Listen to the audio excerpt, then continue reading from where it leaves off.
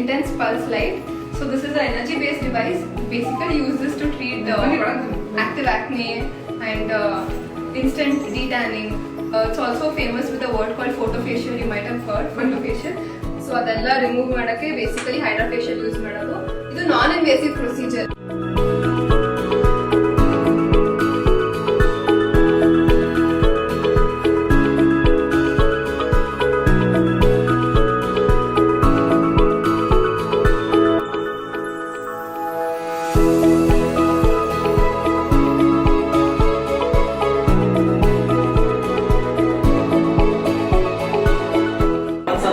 ಮಾಡಿಸ್ಕೊಂಡ್ಬಿಟ್ರೆ ನಿಮ್ಮ skin health, ನಿಮ್ಮ dead skin ಮತ್ತು ಬ್ಲಿಮಿಶಸ್ ಇದೆಲ್ಲ ಹೊರಟೋಗುತ್ತೆ.